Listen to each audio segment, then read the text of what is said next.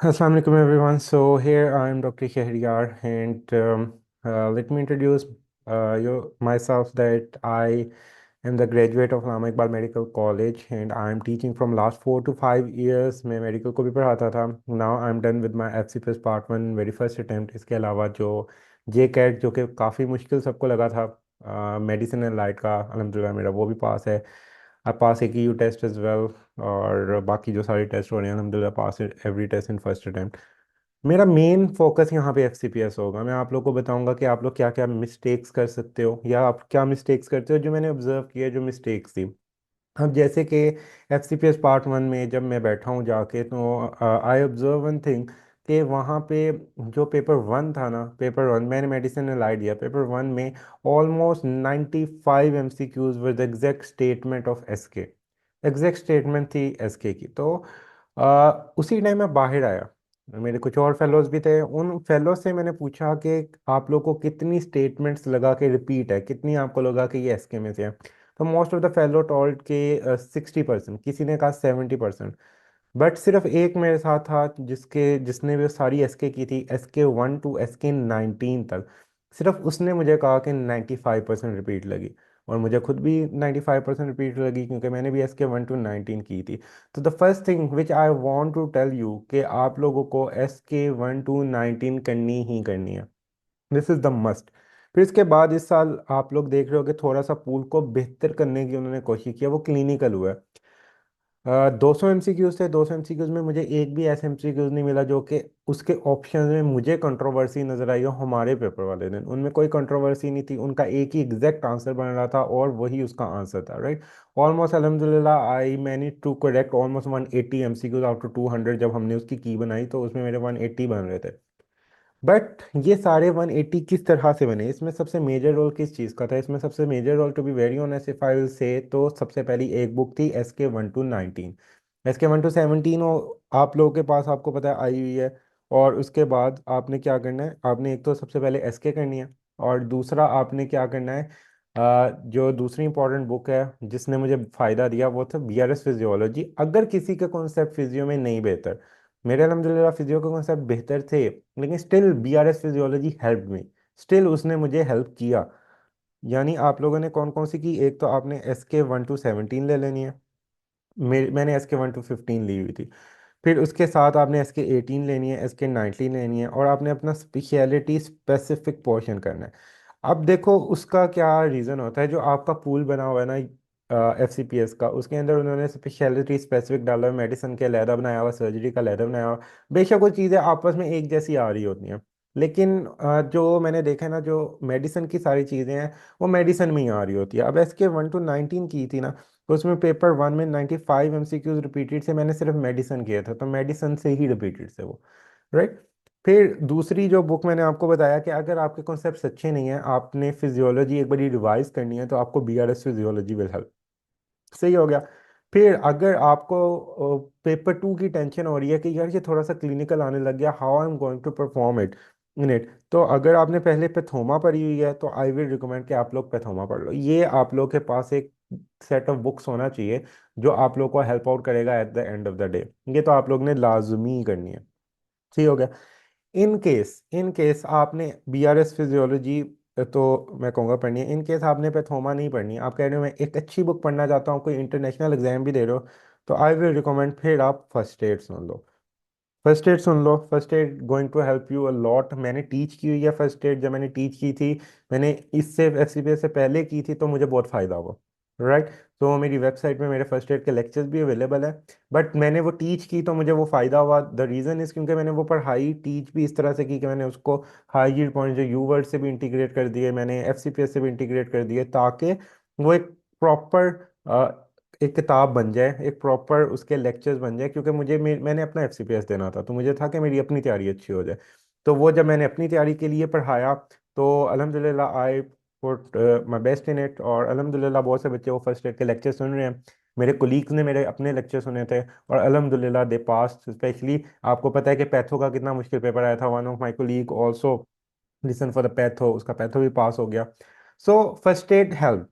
First aid काफ़ी help करती है, खासतौर पे जैसे न्यूरो का पोर्शन है, एम्ब्रियोलॉजी वाला पोर्शन में फर्स्ट एड हेल्प करती है, एनेटमी में बहुत ज़्यादा हेल्प करती है फर्स्ट एड। फिर उसके बाद जो फर्स्ट एड है आपके फिजियोलॉजी पोर्शन में भी हेल्प करती है, आपको एक हद तक पैथो में भी हेल्प करती है। यह है कि फर्स्ट एड में कुछ पैथो की बहुत इन डेप्थ चीज़ें हैं जो कि आपको उतनी ज़्यादा ज़रूरत नहीं है, आप उनको स्किप कर सकते हो। लेकिन general first aid going to help you a lot, बहुत ज़्यादा आपको हेल्प करती है। क्यों? क्योंकि आपकी ये सारे कॉन्सेप्ट्स रिवाइज करवा देती है। जब आपके सारे कॉन्सेप्ट्स एक बार ज़िंदगी में रिवाइज हो जाएंगे ना, तो it will be easy to pick the MCQs. Right. So आप लोगों ने एस के 1 to 17 और 18 19 ये मैंने बता दिया करनी है। और जो इस साल की एस के आएगी, जो मेरे ख्याल से 19 का सेकंड वर्जन आएगा, क्योंकि एस के 19 आ चुकी है, उसके आपने, या इस प्रॉफ के जो इस वाले आप लोग का वर्जन है, इसके रिकॉल्स लाजमी करने हैं। बिकॉज जो 19 को पेपर आया, जो 20 को आया, 21 को आया, 22 को आया, 23, जब 24 को पेपर आ रहा था या 23 को पेपर आ रहा था, उसमें पिछले रिकॉल्स आ रहे थे।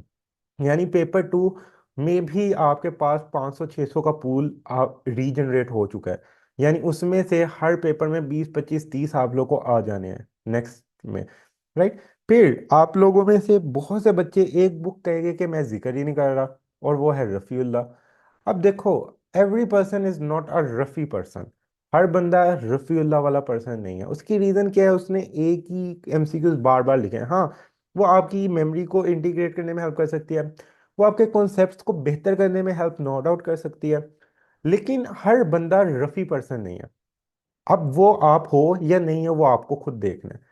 एसके लाजमी है, आप एसके पर्सन हो नहीं हो doesn't matter, SK is a must. अगर आप एसके नहीं करके जाते तो आप बाद में ये गिला ना करना कि हम पास नहीं हुए। अगर आप एसके नहीं करते, तो मैं एसके के बारे में ये कहूँगा, बिकॉज एसके की स्टेटमेंट्स रिपीट होती हैं, एसके के नीचे ऑप्शंस रिपीट होते हैं, एसके की हर चीज़ रिपीट होती है। राइट। जितना मर्जी मुश्किल पेपर आए, हर पेपर में, अब पेपर 19 का आई नो बहुत से बच्चे कहते हैं मुश्किल था, पर मुझे उसके रिकॉर्ड्स में सारे समझ आ रहे थे कि ये एसके के एमसीक्यूज है। मेरे अपने पेपर में एसके के एमसीक्यूज थे, मेरे दोस्त बता रहे थे एसके के एमसीक्यूज थे जिन्होंने एसके 1 to 19 की थी। जो सबसे बड़ी गलती मैंने लोगों के एट द एंड देखी, वो जो मैंने ऑब्जर्व की, जो मेरी ऑब्जर्वेशन थी, बच्चों ने तैयारी कैसे की थी, जिनका पास अक्सर का नहीं हुआ, उन्होंने रफ़ी की थी, उन्होंने रफ़ी के साथ SK 18 की और SK 19 की, बस इतनी की। या लोगों ने रफ़ी की और SK 1 to 17 कर ली। अब ये दोनों ही एक तरह से इन बिटवीन चीज़ें वो कर गए हैं। राइट। वो उन्होंने एक कंप्लीट चीज़ नहीं की।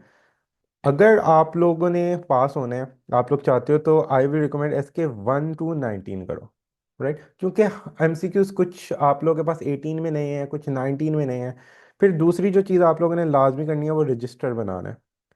रजिस्टर बनाना है कब? जब आप एक बार SK 1 to 19 कर चुके होंगे। जब SK 1 to 19 कर रहे हो, तो आपका जो एमसीक्यूज गलत होता है उसको क्रॉस मार दो, जो सही होता है उसको खाली रहने दो। जो आपको लगता है कि कंफ्यूजन है अभी भी इसके अंदर, ये मुझे भूल सकता है, उसको सर्कल कर लो। जब दूसरी गो में जाओगे ना, तो कम से कम जो दूसरी रिवीजन होगी उसमें एसके आपने 15 16 17 18 19, अगर इनमें से माइनस करनी है, आप सारी नहीं कर सकते, तो SK 15 ना करना, 16 17 18 19 ये चार मस्ट है। इन चार एसके के अंदर जितने आपके एमसीक्यूज गलत है ना, आपने उनको रजिस्टर पे अपनी वर्डिंग्स में लिखना है। 1 लाइनर लिख लें, 2 वर्ड में लिख लें, 6 लाइनों में लिख लें, वो आपकी मर्जी है। राइट। आपने उनको लिख लेना, उनको डिवाइड कर दें। अपर लिम का अलहदा से 2 4 पेजेस बन जाएंगे, लोअर लिम के अलहदा से 2 4 बन जाएंगे, कार्डियो के 4 5 अलहदा से पेज बन जाएंगे, सबके अलहदा अलहदा बन जाएंगे। जो वैल्यूज आती है उसे मिसलीनियस में लिखते हैं। तो ये सारी चीज़ें जब आप रिवाइज करोगे, तो आपकी बार बार रिवीजन होगी, बार बार रिवीजन होगी। अपनी रफ़ी बनाएं। आप लोगों ने किसी की रफ़ी नहीं इस्तेमाल करनी है, आपने अपनी रफ़ी इस्तेमाल करनी है। आप लोग की अपनी रफ़ी कैसे बनेगी? रफ़ीउल्लाह कैसे बनाई गई है? जो एसके के एमसीक्यूज है वही रफ़ीउल्लाह है। राइट। उन्हीं की स्टेटमेंट्स रफ़ीउल्लाह है। आप लोगों ने अगर अपनी रफ़ी बनानी है, आपने क्या करना है? आपने अपनी शॉर्ट कमिंग्स देखनी है। अब देखो, आपके सामने 100 पॉइंट पड़ा हुआ है, आपके पास यहाँ पे 100 पॉइंट है। राइट। अब आपको 100 में से 50 पॉइंट्स आता है और 50 पॉइंट्स नहीं आता। राइट। अब आपको जो अगर 100 पॉइंट में से 50 पॉइंट आते हैं और 50 पॉइंट नहीं आते, तो आप 100 के 100 पॉइंट क्यों रिवाइज करो? Just think about the reason कि आप लोग वो 100 के 100 पॉइंट क्यों रिवाइज करते हो। At the end of the day, जब आप 100 के 100 पॉइंट रिवाइज करोगे, तो आपका टाइम ज्यादा लगेगा, इंपॉर्टेंट पॉइंट उसके अंदर मास्क हो जाएंगे, और आप लोग डेफिनेट सी बात है आप लोगों का ज़्यादा टाइम कंज्यूम हो जाएगा, राइट। तो ये आप लोगों ने सबसे बड़ी जो मोस्ट ऑफ द बच्चे गलती करते हैं, आप लोगों ने ये गलती बिल्कुल भी नहीं करनी, राइट। यहाँ तक मुझे बताएं, आप लोग को ये पॉइंट क्लियर हो गया कि किस तरह से, लाइक आप लोगों ने अपनी जो रफ़ी है वो खुद बनानी है। I will recommend this. अगर आप कहते हो कि हमारे कॉन्सेप्ट्स नहीं अच्छे हैं, हम थोड़ा सा वाइड स्टडी करना चाहते हैं, तो फर्स्ट एड के साथ रफ़ी। अब जैसे इंशाल्लाह हम जो सेशन रख रहे हैं उसके अंदर हम रफ़ी करवा देंगे, बट फिर आप लोग कर सकते हो, लेकिन अदरवाइज एस के करके अपनी रफ़ी बनाओ तो वो बहुत अच्छा एक तरीका है। अब जैसे मैं आप लोग को छोटी सी एग्जांपल देता हूँ। अब कार्डियो है, कार्डियो के अंदर से एमसीक्यूज क्या क्या बनते हैं आपको पता है। आपको डिफरेंट लीड्स आ सकती है, वन एवीएल, ये लेटरल में है, V1 से V4 होगी तो आपके पास इंटीरियर की एसटी एलिवेशन है, इस तरह के एमसीक्यूज बन सकते हैं। दूसरे बन सकते हैं कि हार्ट की इंटीरियर सप्लाई क्या है, पोस्टीरियर सप्लाई क्या है, एस ए नोट की सप्लाई क्या है, एवी नोट की सप्लाई क्या है। तीसरी तरह के कौन से एमसीक्यूज बन सकते हैं कि इंटीरियर इंटरवेंट्रिकुलर आर्टरी के साथ कौन सी वेन जा रही है, पोस्टीरियर इंटरवेंट्रिकुलर के साथ कौन सी वेन जा रही है, मार्जिनल के साथ कौन सी वेन जा रही है। चौथी तरह के क्या एमसीक्यूज बन रहे हैं उसमें से कि राइट एट्रियम के अंदर कौन कौन सी वेन ड्रेन कर रही है, राइट। तो देखो ये फिर पांचवें किस तरह के बन रहे हैं कि आपके पास जो एवी नोड है या एसए नोड है वो किधर पड़ा हुआ है, राइट। तो ये देखो, ये जो सारी चीजें हैं ना, ये सारे एमसीक्यूज है, ये सारे अगर आप लोग खुद सोचो, इनको एक जगह पे आप अपने वर्जन में लिख लो, तो it will be easier for you to revise. तो ये आप लोगों ने चीज करनी है। फिर बहुत से बच्चों के फिजियो के कॉन्सेप्ट नहीं अच्छे होते, या अगर फिजियो के बेहतर होते हैं ना, तो रेस्पो के कम से कम नहीं अच्छे होते, जहां तक मैंने ऑब्जर्व किया। कुछ के कार्डियो के नहीं अच्छे होते। अब जो सीएनएस है ना, वो CNS is not very good in BRS. BRS पे सीएनएस बहुत अच्छी नहीं लिखी हुई है। सीएनएस के फर्स्ट एड से कर लें, या फर्स्ट एड के हमारे लेक्चर कर लें, उधर से हो जाएगा। लेकिन जो रेस्पो है ना, वो काफ़ी अच्छी लिखी हुई है बीआरएस में। आप लोग अगर रेस्पो पढ़ते हो, खासतौर पे उसमें आप देखते हो जोन 1 2 3, इसमें से काफ़ी एमसीक्यूज आते हैं। फिर आप देखते हो ऑब्स्ट्रक्टिव लंग डिजीज, आप देखते हो रिस्ट्रिक्टिव लंग डिजीज, इसमें से काफ़ी एमसीक्यूज आते हैं और काफ़ी अच्छे कवर किए हुए हैं बीआरएस में। लाइक बीआरएस विल, मतलब आपको मजा आएगा करने का। फिर आप एंडो रिवाइज करना चाहते हैं, एंडो अक्सर को आती होती है, एंडो रिवाइज करना चाहते हो तो कर लो। सेल वाला पोर्शन भी अच्छा दिया हुआ है। जो सेल वाला पोर्शन है ना, मसल और जो एक्साइटेशन कॉन्ट्रैक्शन कपलिंग और ये वो जो सारे कॉन्सेप्ट है, काफ़ी अच्छे दिया हुआ है। तो ये आपको हेल्प आउट करेगी बीआरएस इस सेंस में। पैथो के सेंस में हेल्प आउट करेगी। जो पेपर 2 था उसमें आप लोगों को क्लिनिकल चीज़ें समटाइम याद नहीं होती, आपको समटाइम भूल चुका होता है सीएमएल के अंदर क्या होता है, ओवर रोड्स किसके अंदर होती है। मतलब ये छोटी छोटी चीज़ें आपको, नेफ्रोटिक सिंड्रोम क्या होता है, नेफ्रेटिक सिंड्रोम क्या होता है, ये छोटी छोटी चीज़ें हैं जो आपको उस टाइम भूल चुकी होती है। तो ये आप लोग पैथोमा से रिवाइज कर सकते हो। अगर आपने फर्स्ट एड को अपनी बुक रखना है तो आप फर्स्ट एड से रिवाइज कर सकते हो।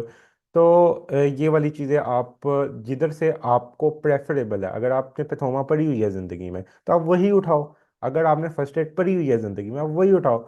डोंट लिसन टू अदर्स, क्योंकि हर कोई चूरन बेचने के लिए वो एक स्पेसिफिक चीज़ बता देगा, राइट। वो कहेगा कि नहीं आपने पढ़नी ही फर्स्ट एड है। मैंने फर्स्ट एड पढ़ाई थी, लेकिन फिर भी मैं ये कहूंगा कि First Aid is not a easy book to retain. पढ़ाने के बाद तो रिटेन हो गई, लेकिन it's not a easy book to retain. सुनने के बाद भी रिटेन हो जाएगी, लेकिन स्टिल अगर आपने पहले जिंदगी में पैथोमा पढ़ी हुई है, अगर आपने पहले जिंदगी में बीआरएस पढ़ी हुई है, आपने पहले जिंदगी में कैपलान फार्मा पढ़ी हुई है, तो गो फॉर देम। क्योंकि those are easy books, those are easy to retain, those, उनके अंदर थोड़ा सा नॉलेज ना खुला खुला लिखा हुआ है। जो फर्स्ट एड है उसमें बहुत कम्पैक्ट नॉलेज होता है, बहुत ज़्यादा स्ट्रिक्ट नॉलेज होता है। हाँ, अगर आप लेक्चर्स हमारे सुनते हैं तो आपको फर्स्ट एड कोई मुश्किल नहीं लगेगी, आपको हो जाएगी।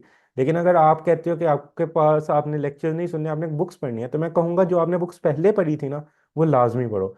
लेकिन उनमें ऐसा ना हो कि आप लोग गाइटन उठा के बैठ जाओ, आप रॉबिन्स उठा के बैठ जाओ। इन बुक्स का कोई फायदा नहीं है। पढ़नी है तो 4 बुक्स मैं बताता हूँ जो आपको सबसे ज़्यादा फायदा देगी शॉर्ट बुक्स में।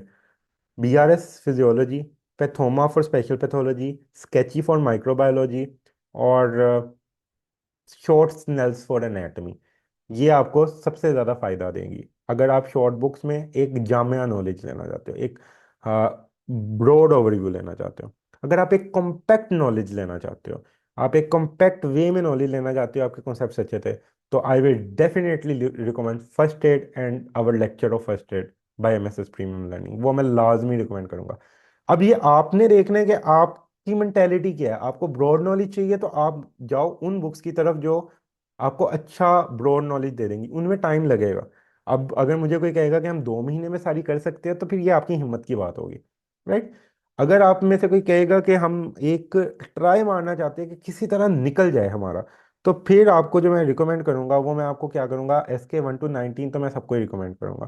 फिर चैट जीपीटी का इस्तेमाल करो। ChatGPT is going to help you. आपको कोई एमसीक्यूज नहीं समझ आ रहा, कोई चीज कॉन्सेप्ट नहीं समझ आ रहा, चैट जीपीटी को पे जाओ, कमांड दो, it will save your time.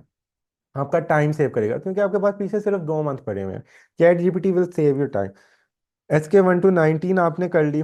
फिर आप बहुत से बच्चे पूछे डबल ए हम कब यूज करें। डबल ए आपने तब यूज करनी है जो से टॉपिक्स आपको नहीं आते, जो आपको थोड़े मुश्किल लग रहे हैं। अब जो मेडिसिन है ना, मेडिसिन के लिए सारी एनेटमी करना कोई अकल की बात मेरे नज़दीक नहीं है, क्योंकि anatomy is a very broad subject. अगर आप वो सारी करने बैठ जाओगे तो it will take a lot of your time. अब जैसे कोई मेरे से पूछेगा कि मैं डेंटिस्ट्री का देने चाहता हूँ, कोई मुझे कहता है कि मैं ईएनटी का देना चाहता हूँ, तो मैं कहूँगा न्यूरो एनाटमी बहुत अच्छे से करो। न्यूरो बेशक स्नेल से करो मेरी तरफ से। न्यूरो के हमारे जो सेकेंड ईयर के या स्नेल से जो लेक्चर्स बने हैं वो सुन लो बेशक। जो हमारे फर्स्ट एड के न्यूरो के लेक्चर साथ हमने ऐड कर दिया वो वाले देख लो। उनको मैं कहूंगा कि न्यूरो अच्छे से करो। मेडिसिन वालों को भी वैसे मैं कहूंगा न्यूरो अच्छे से करो। न्यूरो मैं इसलिए कहूंगा अच्छे से करो क्योंकि ब्रेन लीजन्स मैंने तो बहुत ज्यादा देखी है। आप हर पेपर को उठाओ, ब्रेन लीजन से बहुत एमसीक्यूज आए और बच्चों को नहीं आते थे, और बड़े इजी एमसीक्यूज होते हैं। आसानी से आप पिक कर सकते हो कि पॉन्स के लेवल पे कौन सी हुई है, मिड ब्रेन के लेवल पे कौन सी हुई है, मेडल्ला के लेवल पे, और डेली 5 से 10 एमसीक्यूज उसमें से। तो न्यूरो तो मैं सबको ही अच्छा कहूंगा करने का। लेकिन जो एब्डोमेन पेल्विस है वो, अब आपको पता है ये गायनी में ज्यादा आती है। अब मेडिसिन में मैंने बहुत कम एमसीक्यूज देखे हैं कि एब्डोमेन पेल्विस से आ रहे हैं, राइट। अपर लोअर लिम्ब जितनी फर्स्ट एड के अंदर लिखी हुई है, जो कि 1 दिन या 2 दिन में मैक्सिमम हो सकती है, इतनी इनफ है। इसमें से आपका अपर लिम्ब भी हो जाता है, लोअर लिम्ब भी हो जाता है, वो आपके पास इनफ है। हेड एंड नेक रह जाती है। हेड एंड नेक के जो आपके एमसीक्यूज रिपीटेडली आए हुए हैं उनको बस कर लो तो आपकी वो कवर हो जाती है। यानी न्यूरो को मैं अच्छा करने का कहूंगा, वो मैं सबको अच्छा करने का कहूंगा, क्योंकि neuro is going to help you a lot, not only in this exam, it's going to help you in all the exam. I still remember I taught neuro 3 or 4 years back, but when I taught it I got benefit it in every subject. हर जगह पे neuro का फायदा हुआ क्योंकि इसकी जो lesions होती हैं they are very easy to pick, they are calculated marks, but most of the student don't get it. Simple, इसमें कोई मसला नहीं है। क्रेनियल नर्व्स की लोकेशन अगर आपको पता है तो you can easily pick. Like इसमें मैं आधे घंटे में एक लेक्चर आप लोगों को अगर दूं तो मैं आप लोगों को बता सकता हूँ कि किस तरह से आप लीजन पिक कर सकते हो और आपका कभी उसके बाद एमसीक्यूज ना गलत हो। इस वजह से जस्ट आप लोगों ने इस बात को जहन नशीन कर लेना है कि जो चीज़ की ज़्यादा वेटेज है उसको ज़्यादा जोर देना है, उस पर ज़्यादा टाइम लगाना है, राइट। तो ज़्यादा वेटेज किसकी मैंने बता दिया, इसके 1 to 19 की, क्योंकि इसमें से आपका 200 में से 100 एमसीक्यूज आना ही आना है। कोई मुझे कहता है कि नहीं आ रहा, इस साल नहीं आया, या अगर आपको कोई आके कहता है कि इस बार रिपीट नहीं हुआ, तो उसने SK 1 to 19 नहीं की।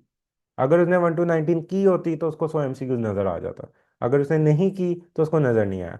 अब बाकी ऊपर वाले जो एमसीक्यूज आपने सही करने हैं 50-60, उसके लिए मैंने आपको सारी बुक्स बता दी है। आप लोगों ने अब अपना स्केड्यूल किस तरह से बनाना है, एटलीस्ट आपने SK स्टार्ट से लेके एंड तक करनी है, और आखिरी 20 दिन में आपने अपनी SK 16 17 18 19 का अपना एक रजिस्टर बना लेना है, राइट। पहली चीज, जहां पे कंफ्यूजन होती है एमसीक्यूज में, आपने चैट जीपीटी की हेल्प लेनी है। अगर आपने छोटे कॉम्पैक्ट टाइम में करना है जैसे कि अब वाला टाइम है, तो इसमें आई विल रिकमेंड कि आप लोग फर्स्ट एड कर लो, फर्स्ट एड लेक्चर सुन लो और साथ फर्स्ट एड कर लो, ये आप लोग को ज़्यादा हेल्प आउट करेगी। अगर आपने सोचा कि मैंने मई की अटेम्प्ट देनी है, आप अच्छा नॉलेज बाद के लिए भी गेन करना चाहते हो, आपके पास टाइम इनफ है, तो पेथोमा कर लो, बीआरएस कर लो, राइट। अपनी रफ़ीउल्लाह खुद बनाओ, अपनी रफ़ी खुद बनाओ, राइट। उस रफ़ी को ना पढ़ते जाओ, उस रफ़ी से ऊपर वाली चीज़ों से कॉन्सेप्ट ले लो बेशक, अपनी मर्जी है, लेकिन जो उसके नीचे वाले पॉइंट्स है ना, उसमें पॉइंट्स को सर्कल कर लिया करो जो आपको याद ना हो। एक पॉइंट अगर 15 बारी लिखा हुआ है ना, तो हर बारी 15 बारी पढ़ने की जरूरत नहीं है। उसमें से एक पॉइंट जो आपको सबसे अच्छा लगता है उसको हाईलाइट कर लो, बाकी 14 पॉइंट को साइड पे रख दो। अगली बारी जब आप पढ़ोगे, लेट्स सपोज आपके रफी के एक पेज पे 40 पॉइंट लिखे हुए हैं, आपको जो लगता है कि ये पॉइंट मुझे आता है उसको रीड कर लिया, जो आपको लगता है कि मुझे कंफ्यूज कर रहा है उनको सर्कल कर लो। लेट्स सपोज एक पेज पे 40 पॉइंट है और आपने सर्कल किया एक पेज पे 5 या 6 पॉइंट्स, राइट। 5 पॉइंट कर लिया या 6 पॉइंट कर लिया, तो यानी आपने क्या किया, 1/8 शॉर्ट लिस्टिंग कर ली है। 1/8 शॉर्ट लिस्टिंग कर ली है। जब आप अगली बारी पढ़ोगे तो आपने सिर्फ वही 5 से 6 पॉइंट को रीड करना है जो कि आपने सर्कल किया है, right. I hope this point is clear. उससे ये होगा कि आप रफ़ी भी जब रिवाइज करोगे आपका टाइम कंज्यूम होना कम हो जाएगा, राइट। तो अगर रफ़ी का करने का शौक है तो ज़रूर करो, लेकिन इस तरीके से करो। ये नहीं करना कि मैंने पहली बारी भी A to Z रफ़ी करनी है, मैंने दूसरी बारी भी A to Z रफ़ी करनी है। This is not a same thing to do. फिर अपनी शॉर्ट कमिंग्स को देखो। लास्ट टाइम पे बुक्स चेंज ना करो, अपनी शॉर्ट लिस्टिंग खुद करो। ये 3 से 4 चीज़ों को जहन में बैठा लो, राइट। अब बताएं कि इसमें आप लोग को कोई क्वेश्चन हो, कि क्यूरी हो, कोई चीज़ ना समझ आई हो जो अभी तक मैंने बातें बताई हैं। फिर अगर मैं इसको थोड़ा सा डिटेल्ड एनालिसिस कर दूं, इसको थोड़ा सा सब डिवाइड करके बता दूं, तो वो इस तरह से है कि मैंने बताया SK 1 to 19 कर ली, तो आपके 100 एमसीक्यूज हो गए। इसमें से बहुत से एमसीक्यूज आपके कोई कॉन्सेप्ट और ये वो जज नहीं कर रहे होते, आपका डाटा जज कर रहे होते हैं। सही हो गया। फिर अगर हम इसके बाद आ जाते हैं बात पे कि फिजियो एक आ जाता है कि फिजियो को हम किस तरह से करें। फिजियो आप लोग किस तरह से कर सकते हो। फिजियो के लिए मैंने आपको क्या बता दिया, बीआरएस कर सकते हो। बीआरएस के साथ आप फर्स्ट एड कर सकते हो। अगर आपने फर्स्ट एड कर ली है तो बीआरएस में से सिर्फ कुछ टॉपिक करने पड़ेंगे। अगर आपने फर्स्ट एड कर ली है तो आपको बीआरएस में से सिर्फ कुछ टॉपिक करने पड़ेंगे, सारे टॉपिक आप लोग को नहीं करने पड़ेंगे, राइट। तो एक ये इंपॉर्टेंट पॉइंट है। फिर उसके बाद अगर आप बात करते हो एनेटमी की, जो सर्जरी के लोग हैं उनको तो मैं कहूँगा कि एनेटमी को घोल के पी लो, बिकॉज सर्जरी में एनेटमी बहुत ज़्यादा आई थी इस साल। आप हर पेपर उनका उठा के देख लो। लेकिन अगर आपके पास मेडिसिन के है तो अगर आपकी किस्मत ज़्यादा खराब होगी तो ज़्यादा आ जाएगी। अदरवाइज मोस्टली पेपर में नहीं आई थी, सिर्फ एक ऐसा पेपर आया था 8 या 9 मेडिसिन के पेपर में जिसमें एनाटमी रिलेटिवली ज़्यादा आ गई थी। तो एनाटमी में हर हर स्पेशलिटी को जो अच्छी एनाटमी करनी है वो न्यूरो करनी है। न्यूरो सबको आनी चाहिए। न्यूरो आपको बेशक आप मेडिसिन का दे रहे हो, आप ईएनटी का दे रहे हो, आप डेंटिस्ट्री का दे रहे हो, आप सर्जरी का दे रहे हो, doesn't matter at all. Neuro should be good, right. Neuro के डेफिनेटली आई विल रिकमेंड हमारे जो लेक्चर है न्यूरो के, लाजमी बात है। वो 16 घंटे के लेक्चर है, एक हफ्ते में ख़त्म कर लोगे, न्यूरो पूरी ज़िंदगी नहीं भूलेगी। टू बी ऑनेस्ट वो बहुत से यहाँ पे कुछ स्टूडेंट्स होंगे जिन्होंने पहले सुने भी होंगे, जो अभी करंटली हाउस जॉब कर रहे हैं। सो न्यूरो तो वहां से हो जाएगी। फिर हेड एंड नेक इतनी ज़्यादा इंपॉर्टेंट नहीं है। Head and neck basically neuro के साथ ही आ जाती है। हेड एंड नेक के कुछ पॉइंट्स बस इंपॉर्टेंट है, तो वो आप लोग अपने जो एमसीक्यूज रिपीट हो रहे हैं वहां से कर लो। एब्डोमेन पेल्विस ये गायनी के लिए इंपॉर्टेंट है। ये जो गायनी और सर्जरी है ना, गायनी और सर्जरी ये उनके लिए इंपॉर्टेंट है। मेडिसिन और सर्जरी के लिए एब्डोमेन पेल्विस में से बस छोटी मोटी चीज़ें आनी चाहिए, जैसे सुपरफिशियल पेरोनियल पाउच में आप लोगों को कह दूंगा कर लो। डीप पेरोनियल पाउच के क्या कंटेंट्स होते हैं, इशियल स्पाइन पे कहाँ पे एनेस्थीसिया देना है, ये वाली 5-7 चीज़ें। इसके अलावा आप लोगों को कुछ भी नहीं करना, राइट। फिर उसके बाद आपके पास आ जाती है एब्डोमेन पेल्विस के बाद और कौन सी होती है, upper limb. Upper limb first aid से कर लो, साथ anatomy shelf notes. Anatomy shelf notes. अब जो एनेटमी शेल्फ नोट्स है ना, ये 200 पॉइंट्स हैं इसमें, 100 पॉइंट है सॉरी। और ये मेरे ख्याल से 2 दिन के अंदर अंदर हो जाते हैं। ओके, आपके पास 2 दिन के अंदर अंदर ये हो जाते हैं। ओके, 2 दिन के अंदर अंदर एनेटमी शेल्फ नोट्स हो जाते हैं। तो एनेटमी शेल्फ नोट ना आपको बड़े एमसीक्यू सॉल्व करवाने में हेल्प आउट करेगा। अपर लिम्ब भी उधर से आपकी हो जाएगी, लोअर लिम्ब भी उधर से हो जाएगी, राइट। और इसमें भी जो एफए के हमारे 2 लेक्चर है, अपर लिम्ब पे और लोअर लिम्ब पे, उससे आपकी वैसे ही कंप्लीट हो जानी है। हमारे जो फर्स्ट एड के लेक्चर है मेरे, उसके अंदर से आपकी अपर लिम्ब और लोअर लिम्ब के 1.5-1.5 घंटे में आपकी पूरी अपर लिम्ब और लोअर लिम्ब हो जानी है, क्योंकि उसके अंदर सारे ही पॉइंट ऑलमोस्ट बता दिए थे। और उनके अलावा कोई भी नहीं आता। पेपर में क्या आ जाएगा, मीडियन नर्व आ जाएगी, रेडियल नर्व आ जाएगी, पूछ लेंगे कि एक्सटेंसर खराब हो गया है लेकिन फिर भी रिस्ट ड्रॉप नहीं हुआ, तो कौन सा मसल सही है, इंटैक्ट है। मतलब बड़े बेसिक एमसीक्यूज आते हैं, कोई भी मुश्किल नहीं आते। और अपर लिम्ब और लोअर लिम्ब ना फ्री के मार्क्स है, क्योंकि मैंने आपको अभी बताया है कि वो 1.5 घंटे के अंदर आपकी अपर लिम्ब और 1.5 घंटे के लेक्चर से आपकी लोअर लिम्ब हो सकती है। फिर इसके बाद आप लोग के पास आ जाती है फिजियोलॉजी। फिजियोलॉजी मैंने आपको बताया फर्स्ट एड से आप साथ कर सकते हो। बीआर फर्स्ट एड करो, और उसके साथ बीआरएस के जो टॉपिक फर्स्ट एड के अंदर नहीं है वो बीआरएस के कर लो, तो फिर आपको बीआरएस में कम टाइम लगेगा। सही हो गया। अगर आप फर्स्ट, क्योंकि मुझसे बहुत से बच्चे फर्स्ट एड और फास्ट एड पूछते हैं, फास्ट एड मैं कभी भी रिकमेंड नहीं करूंगा। जो फास्ट एड है, जो बाय रफीउल्लाह है, वो रिकमेंडेड नहीं है। करनी है तो फर्स्ट एड करनी है, फास्ट एड नहीं करनी। करनी है तो अच्छी बुक करो, क्यों पाकिस्तानी सिंपल वो बुक्स कर रहे हो जिसमें लॉजिक नहीं आप लोग को प्रॉपर मिलनी। फर्स्ट एड करो, तो वो एक अच्छी बुक है। राइट, फिर आपके पास आ जाती है पैथो। पैथो वही, आप लोगों ने अगर पैथोमा पढ़ी हुई है तो आपको कोई मसला ही नहीं है। अगर नहीं पढ़ी हुई तो फिर बस फर्स्ट एड पे रिलाई करो। Embryo, embryo first aid easily हो जाती है। फर्स्ट एड से एम्ब्रियो कर लो और साथ रफ़ी से देख लो। Rafi plus first aid embryo is a very good combo. Right, फिर उसके बाद आप लोग के पास कौन सा सब्जेक्ट रह गया? फार्माकोलॉजी। फार्माकोलॉजी आप ये भी फर्स्ट एड से ही कर लो जितनी उधर लिखी हुई है। बाकी अपने जो चीज़ें हैं फर्स्ट, इसके अलावा अगर कोई बुक आप लोग अच्छी पूछना चाहते हो, वो मैं कहूँगा कैप्लान फार्माकोलॉजी। कैप्लान फार्माकोलॉजी कर लो। अगर आप लोग लेक्चर पूछना चाहते हो तो वो भी एमएसएस प्रीमियम लर्निंग के फार्माकोलॉजी के लेक्चर, वो आपको जे कैट में भी हेल्प करेंगे, वो आपको इधर भी हेल्प करेंगे, वो आपको एमआरसीपी में भी हेल्प करेंगे, वो आपको थर्ड ईयर में भी हेल्प करेंगे। वो आप लोग की अपनी मर्जी है। जो लेक्चर पर्सन नहीं है मैंने उसके अकॉर्डिंगली बता दिया है। अब अगर कोई लेक्चर पर्सन बैठा है यहाँ पे, वो कहता है कि लेक्चर पर्सन, तो मैंने सुनने ही लेक्चर है, मैं बाकी कुछ भी नहीं कर सकता। अगर पैथोमा पहले नहीं पढ़ी हुई ना तो पढ़ी जा सकती है, कोई ऐसी बुक नहीं है, वो कोई इतनी मुश्किल बुक नहीं है। ये है कि पैथोमा रट्टा भरा है वैसे। ये है कि अगर पहले पढ़ी हुई थी तो बहुत अच्छी बात है, अगर 2 महीने में पढ़नी है ना तो थोड़ा सा मैं झिझकूंगा। लेकिन जिसने पहले पढ़ी हुई है उसके लिए सही है। जिसने अब पढ़नी है ना, उसको थोड़ा सा वाइजली पढ़नी पड़ेगी। या तो अगर तो फर्स्ट एड का वो लेक्चर ही सुन लेता है। अच्छा, फॉर मेई अटेम्प्ट लाजमी पढ़ो। फॉर मेई अटेम्प्ट पे थोमा की जा सकती है। For Feb attempt you will have to be wise, क्योंकि 2 महीने हैं, आप हर चीज़ नहीं कर सकते। 2 महीने में जो फेब अटेम्प्ट के मुझसे पूछ रहे हैं कि हम क्या क्या करें, फिर अब फेब अटेम्प्ट है, 2 महीने रह गए हैं, सारी किताबें नहीं पढ़ सकते, डेफिनेट सी बात है, लॉजिकल भी है। कॉन्सेप्ट्स कोई कहते हैं कि मेरे थोड़े बेहतर है, कुछ कहते हैं मैंने पिछली अटेम्प्ट में अच्छा पढ़ लिया था। तो फेब अटेम्प्ट के लिए जो नंबर 1 सोर्स है वो एस के 1 to 19। सही है।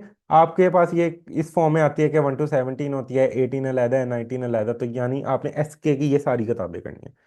अपना स्पेशलिटी का पोर्शन कर लेना, पहली चीज। दूसरी फर्स्ट एड। अब फर्स्ट एड आप लोग खुद पढ़ोगे तो मुझे पता है कि फर्स्ट एड खुद नहीं पढ़ी जा सकती।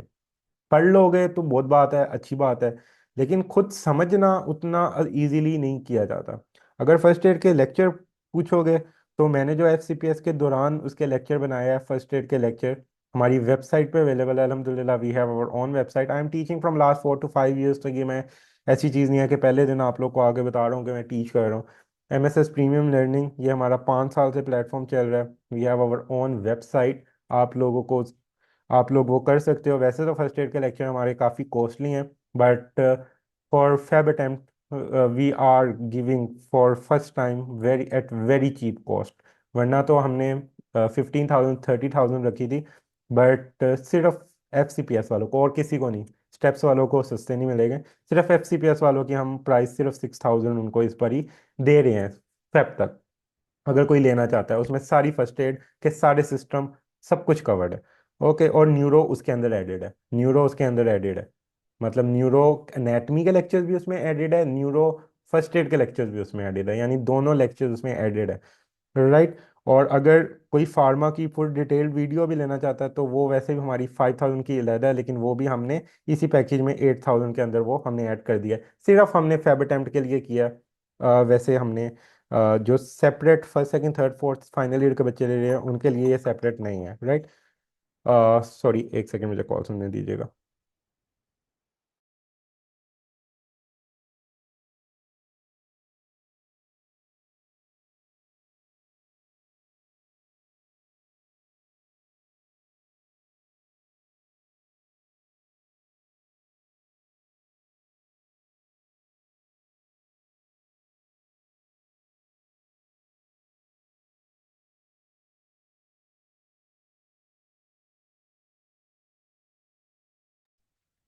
ओके, सो ये थोड़ा सा मैं आपको बता दिया फर्स्ट एड का।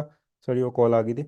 अच्छा, फर्स्ट एड आप लोगों ने करनी है अगर, तो आप लोग को लगता है आप बहुत अच्छा पढ़ सकते हो, आपको यूट्यूब की वीडियो सुन सकते हो, उधर से समझ आ सकती है, वेल एंड गुड, करो, लाजमी करो। हमेशा जिंदगी में अपनी सुनो, जो आपको अच्छा लगता है। कभी भी इस बात पे नहीं रहना कि यार मेरा दोस्त ये कर रहा है, मेरा वो, आप डिफरेंट हो। कुछ लोग होते हैं उनको इंग्लिश की वीडियो समझ आती है, कुछ होते हैं उनको उर्दू की आती है, कुछ होते हैं दोनों दोनों आती है। वो सब बंदों की अपनी अपनी साइकी होती है, सब बंदों का अपना अपना होता है। किसी को मेरी समझ आएगी, किसी को उसकी समझ आएगी, किसी को उसकी आएगी। गो फॉर द वन जहां पे आपको समझ आती है। अगर आपको किसी की नहीं समझ आती, अपनी समझ आती है, तो खुद पढ़ो। तो follow the path which you love, which you will easily adapt. FCPS में लॉजिक नहीं है, लेकिन एफसीपीएस में स्मार्टली अगर आप लोग करोगे तो आप लोग नहीं मार खाओगे। मैंने बहुत से टॉपर्स को एफसीपीएस में मार खाते देखा है, क्योंकि they rely on the knowledge. मैं जेकेट दे के आया था, मैंने जेकेट पढ़े बगैर दिया था, मेरा जेकेट पास था। अगर मैं कहता कि यार मैं एफसीपीएस भी पढ़े बगैर दे देता हूँ, मैं ये भी कर सकता था ना। लेकिन मुझे पता है मैं एफसीपीएस पढ़े बगैर देता, मेरा एफसीपीएस फेल हो जाता। Extremely sorry.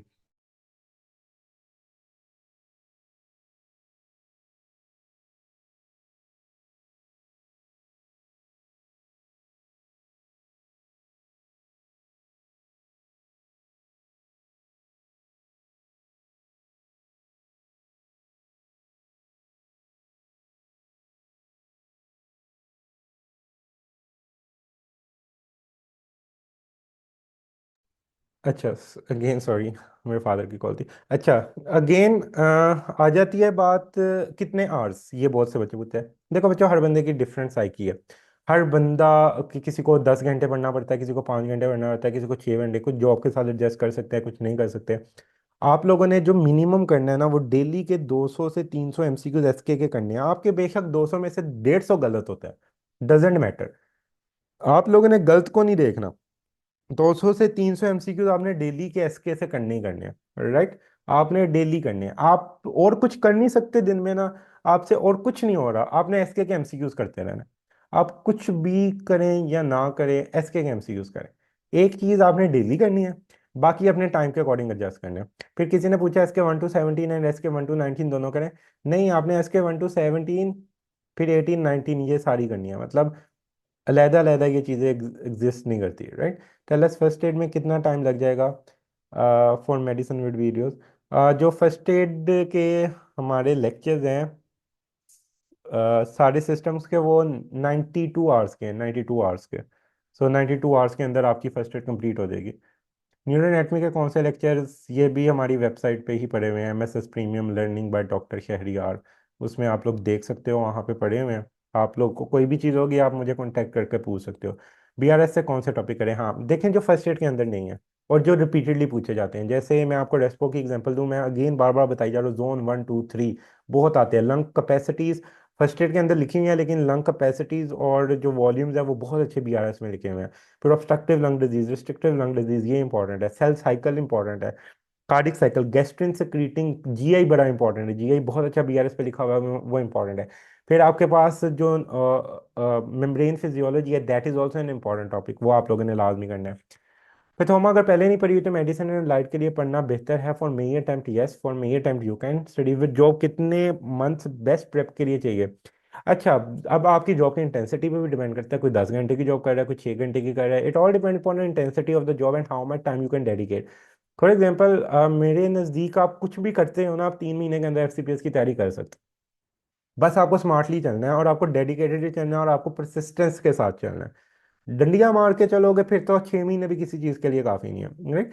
Sir FCPS pathology का भी गाइड करना है। अच्छा, जो पैथोलॉजी है ना, उसके अंदर आपने थोड़ा बहुत इम्यूनोलॉजी, हमारे जो ट्यूटर है उसमें एफसीपीएस पैथोलॉजी उनका पास हुआ हुआ है।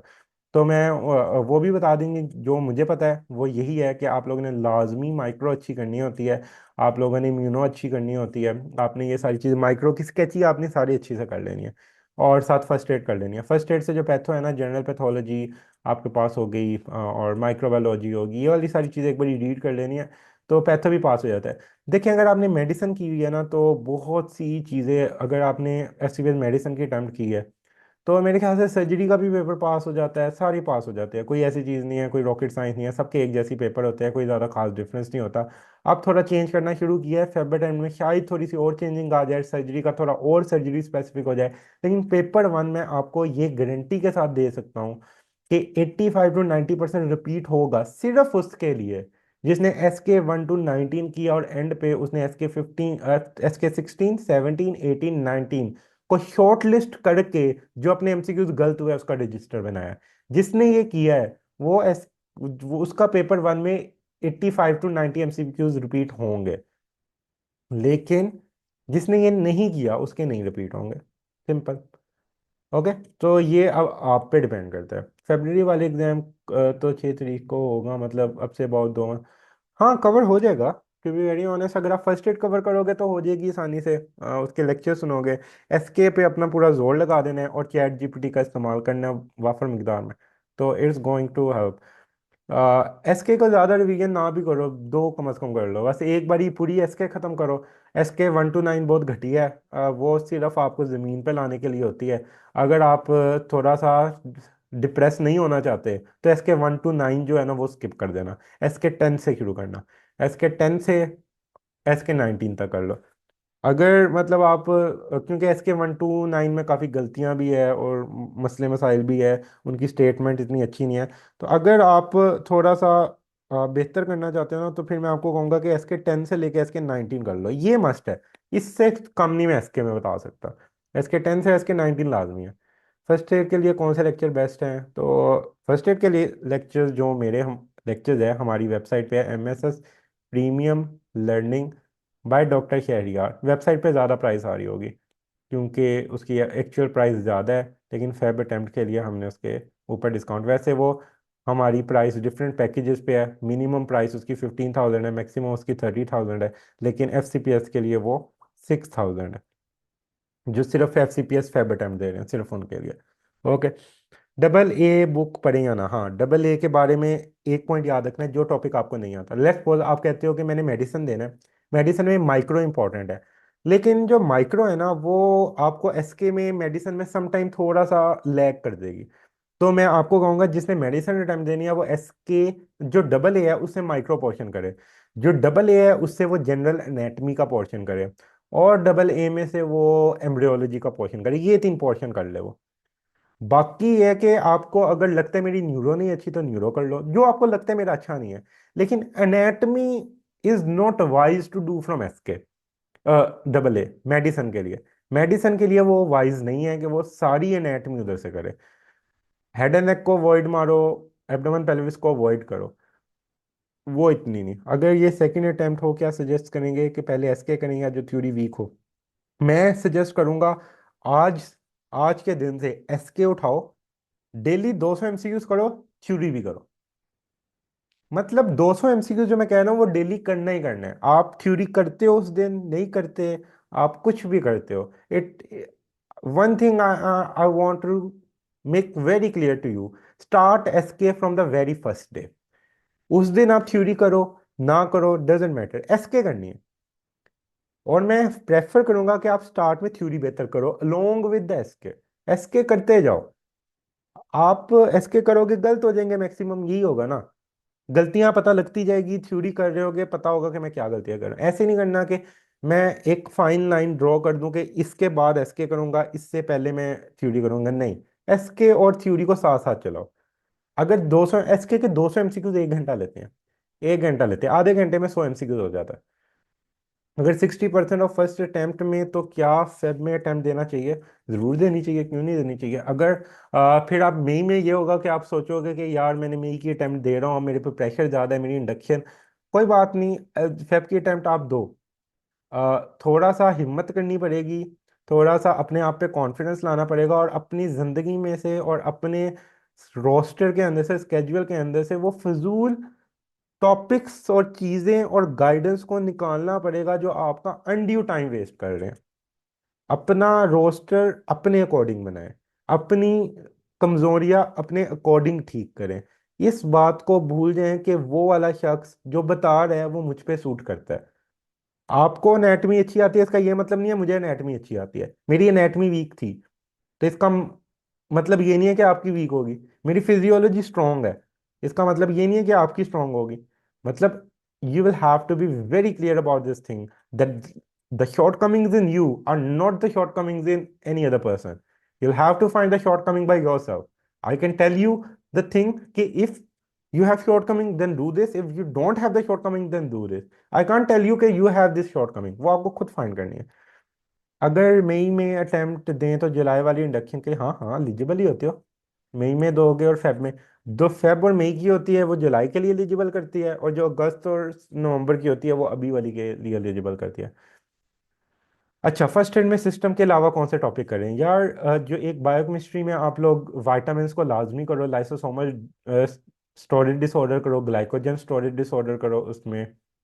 फिर फर्स्ट एड के अंदर आप माइक्रो के आखिरी 3-4 पेजेस हैं, वो करो बस। बस यही करना है, बाकी आप पैथोमा से जनरल पैथो कर लो। यही है फर्स्ट एड में, और तो चीज़ें कोई नहीं कवर करनी। हाँ यही तो है, इम्यूनो का वो वाला एक पेज करना है सारा, जिसमें स्किड्स है, विट्सकॉफ डिजीज़ है, क्रोनिक ग्रैनुलोमेटस डिजीज़ है, उधर वो वाले आप लोगों ने करने हैं। बाकी ऐसा करने की ज़रूरत नहीं है। मतलब ये 5-7 टॉपिक है, ये भी हमने इंशाल्लाह अभी फर्स्ट एड के अंदर अपने ऐड कर देने हैं। हमारे फर्स्ट एड के अंदर ये टॉपिक्स नहीं थे, बट वो अभी इंशाल्लाह अब मैं फ्री हुआ हूँ तो मैं ये वो ऐड करूँगा, तो वो हो जाएंगे ऐड। फर्स्ट एड से न्यूरो स्टार्ट करें तो सारा सारा पढ़ना है या स्पेसिफिक टॉपिक? फर्स्ट एड से तो न्यूरो, फर्स्ट एड है ही कितनी बुक, वो तो करनी पड़ेगी ना। फर्स्ट एड से न्यूरो वैसे समझ नहीं आनी, मैंने आपको एक बात बता दूं, फर्स्ट एड की न्यूरो आपको नहीं समझ आएगी। वो पढ़ाते हुए मुझे भी बड़ा मुश्किल हो गया था, इसलिए क्योंकि वो बहुत ज़्यादा कंसाइज है। अगर न्यूरो अच्छी करनी है तो सेनेल पढ़ लो, अगर नहीं पढ़नी, लेक्चर सुनने हैं, तो जो मेरे लेक्चर है वो सुन लो। न्यूरो के लिए मैं यही गाइड करूंगा। अगर आपको यूट्यूब पे कोई और अच्छे लेक्चर आपको लगता है कि मिलते हैं, आप वो सुन लो, आपकी अपनी मर्जी है। लेकिन डेफिनेट सी बात है, मैंने इसके अकॉर्डिंग बनाए हुए हैं, तो मुझे पता है वो अच्छे लेक्चर्स हैं अल्हम्दुलिल्लाह, क्योंकि वो आज के नहीं बने हुए, उसके रिव्यूज़ हमारे चैनल पे पड़े हुए हैं, हंड्रेड्स ऑफ रिव्यूज़ हैं। और अल्हम्दुलिल्लाह हर साल हमारे सेशन जो, मतलब फर्स्ट, अभी तो FCPS का तो पहली बार ही आएगा। I also teach US First Aid according to the steps. तो मैंने क्योंकि यू वर्ल्ड भी साथ कर रहा था, तो ये वाली सारी चीज़ें मेरी उसके अकॉर्डिंग है। तो ये अब आप लोग की अपनी अपनी चॉइस है, जो कहते हैं कि हमें यूट्यूब की समझ आती है तो यूट्यूब से कर लो, काफ़ी अच्छे टीचर्स वहाँ पे यूट्यूब पे भी बैठे हुए हैं। तो आप लोग की अपनी चॉइस होती है, आपको जहाँ पे समझ आती है वहाँ से कर लो। लेकिन अगर फर्स्ट एड से मुझे कहोगे कि मैं डायरेक्ट कर लूँ, तो मुझे लगता है कि न्यूरो फर्स्ट एड से डायरेक्ट करना थोड़ा सा आप लोग के लिए मुश्किल हो जाएगी। First aid plus your lecture के साथ न्यूरो हो जाएगी। टू बी वेरी ऑनेस्ट, उन लेक्चर के बाद आप लोग न्यूरो पढ़ाओगे अपने सारों को।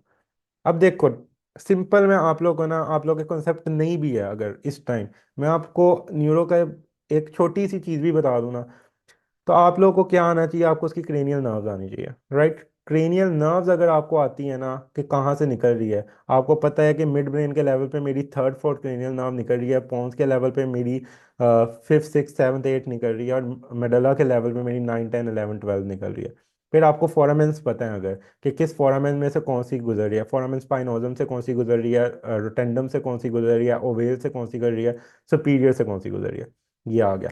फिर आपको पता होना चाहिए कि कौन सी communicating artery, posterior communicating artery है, वो कौन सी नर्व को इम्पिंज करती है, और किस क्रेनियल नर्व का क्या क्या फंक्शन है।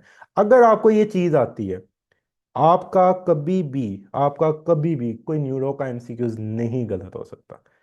अगर आपको क्रेनियल नर्व की ये चीज़ें आती है, क्रेनियल नर्व के भी हमारे न्यूरो एनाटमी के डिटेल्ड लेक्चर्स अवेलेबल है, फर्स्ट एड के लेक्चर्स अलग है, न्यूरो एनाटमी के अलग है। न्यूरो एनाटमी तो हमने पूरी स्नेल से पढ़ाई हुई है, जो फर्स्ट एड है वो तो अलग है। मतलब दोनों लेक्चर्स अवेलेबल है। Neuro is the most weakest part of, kindly guide about it. I can't pay anything right now but wanna master it. Neuro anatomy के जो हमारे अलहदा से लेक्चर है ना, जिसमें आपको पूरी न्यूरो एनाटमी मिल रही है, और उसमें मैं फर्स्ट एड भी अब ऐड कर रहा हूँ, सिर्फ FCPS फैब अटेम्प्ट के लिए।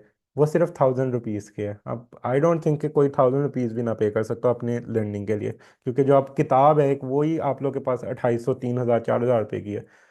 साइकेट्री फर्स्ट एड में काफ़ी दिया हुआ है, वो करना है सारा? नहीं, फर्स्ट एड से साइकेट्री को तो कोई ज़रूरत नहीं है, वो साइकेट्री तो हर दुनिया की लैद है, साइकेट्री को छोड़ो, उस पर टाइम ज़ाया ना करो। साइकेट्री तो फर्स्ट एड से करने की कोई ज़रूरत नहीं है।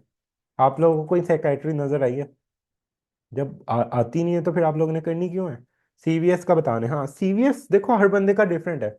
अब मुझे जिंदगी में सीवीएस सबसे आसान पोर्शन लगा है, लेकिन कुछ को सबसे मुश्किल लगता है। मेरे कुछ दोस्त हैं उनको बाकी सारे मुश्किल लगते हैं, सीवीएस उनको बहुत आसान लगता है। अब आपको क्या लगता है? अगर आपको मुश्किल लगता है, आपको उसके बेसिक कॉन्सेप्ट आने चाहिए। कहाँ से आएंगे? बीआरएस फिजियोलॉजी पढ़ लो। बीआरएस फिजियोलॉजी में कार्डियो बहुत अच्छी लिखी हुई है, बहुत अच्छी लिखी हुई है, टू बी वेरी ऑनेस्ट। आप उसको पढ़ते हो वो आपको समझाता जाता है, समझाता जाता है। वैसे जो एक चीज़ मैंने देखी कि बीआरएस फिजियोलॉजी के हमारे लेक्चर होने चाहिए, जो मुझे बनाने चाहिए, जो it's a very good book, मैंने पढ़ी हुई थी। मैंने अपने ज़माने में, मैंने अपनी सेकंड ईयर में बीआरएस भी पढ़ी हुई है, मैंने अपनी थर्ड ईयर में स्केची पढ़ी हुई है, मैंने अपनी फोर्थ ईयर में पैथोमा पढ़ी हुई है। अल्हम्दुलिल्लाह I have distinction in physiology, pharmacology, pathology. इन सारों में डिस्टिंक्शन भी है ये वाली बुक्स पढ़ के, क्योंकि ये बुक्स बहुत अच्छी बुक्स हैं।